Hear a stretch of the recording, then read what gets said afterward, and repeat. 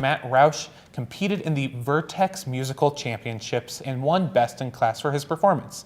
He's also received 3 nominations for 2016's IMEA Awards, Folk Artist of the Year, Folk Album of the Year, and Folk Song of the Year.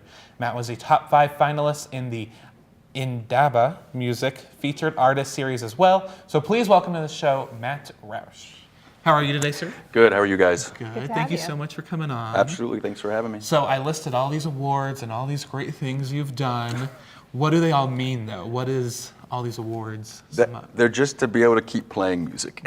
So, yeah, no, I'm not really one for huge accolades or anything like that. But especially coming to a scene like Denver, it's so packed with great talent that you have to do something to kind of set yourself apart and just to be able to keep playing and keep doing things. So, yeah, we branched out, tried to reach out to a few different, things like that and try to win some accolades and continue to play shows. So. Very cool. So you're a folk artist. Explain what that is for people that might not know. Sure. Yeah. I mean, I would call it kind of folk and kind of alternative country kind of thing.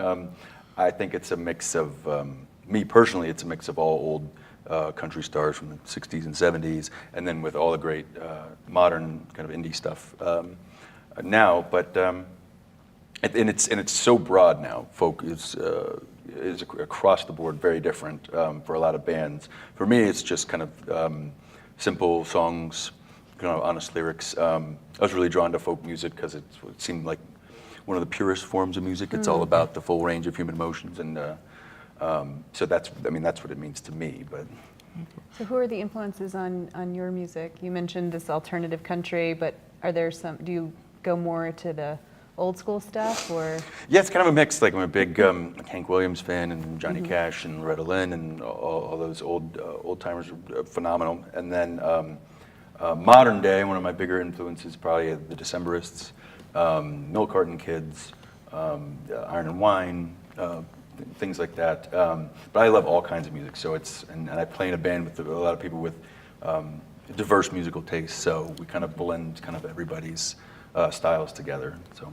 Awesome. And how did you get involved in music in the first place? What led you down this path? I'm pretty sure it was my mom putting me in band in 4th grade, playing the clarinet, and then later on saxophone. I wanted to play guitar since I can remember, and she wouldn't let me until I got to high school, and you could join the jazz band, and they had guitar and jazz band. So I was like, Mom, so I can still be in the band. But now can I have a guitar? And then she did, and it's been. But I credit my mom and dad. They always had music blasting in the house. Not like if it was stereos on in the basement, you can hear it upstairs, like in the bedroom. So they always had music going on. So from as early as I can remember, there was always music on and always playing music. So. Did they play too, or they just love? No, they just love their music. Where my dad's either blasting Springsteen, like so he can hear it out in the garage, so he was working on his car, or my mom's blasting Phil Collins and Genesis. So I imagine they're your biggest fans then, and are having the time of their lives watching you now. Oh, they like it. Yeah, it's a lot of fun for them, and I give them a lot of credit. So now they're having a blast, and it's been a lot of fun. Very cool. So tell us a little bit about the song you're going to perform for us today. Sure. The song I'm going to do is called Adelaide. Was kind of inspired by my first high school kiss. Was with a girl named Adelaide.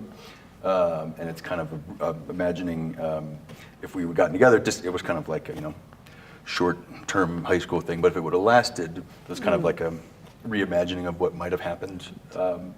So that song is very close to me, and it was actually just recently featured in the Denver Post for In the Know for their Steal This Track. So that was pretty great. I recorded that here. I released it a couple months ago as a single, but recorded right here in Denver. So I think I'll go with that one.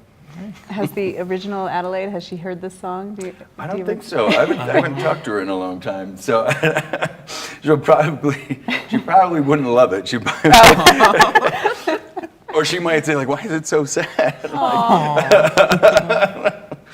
I'm like, "No, it's all fake. It's all made up. It's I just, don't know, I think, it's every girl's dream in a way to have a song written about her, or at least a moment in time, so that's... Oh, I mean, my girlfriend, she doesn't. She wants she loves that, but she doesn't want the happy love song. Oh, okay. She's like, I want the Heart-wrenching. No, yeah. like I pissed you off, like the F you song, like he's like, I want like her that. style. And I like like that. it. I like She's it. she's great. She's feisty. I like It's like, that. don't you want a sweet love song? No, I want No. the, F you song.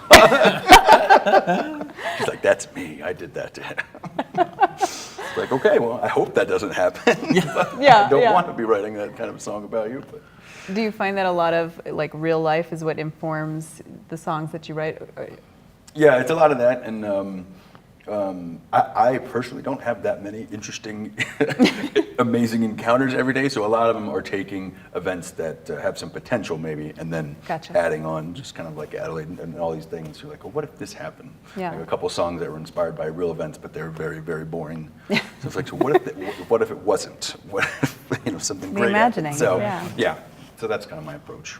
Well, you do have some big things going on, though. You have a show coming up this week at the Larimer Lounge.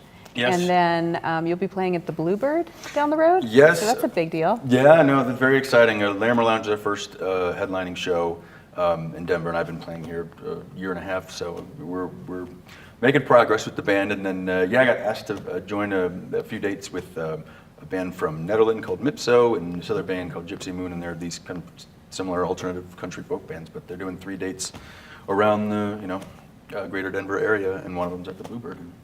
Didn't take long for me to say yes to that one. Yeah. Awesome. Awesome. Awesome, very cool. Well, thank you so much for coming on, and thanks for Thanks. playing with us Oh, no problem. My for pleasure. us. Perfect. Well, thank you so much. Thank you.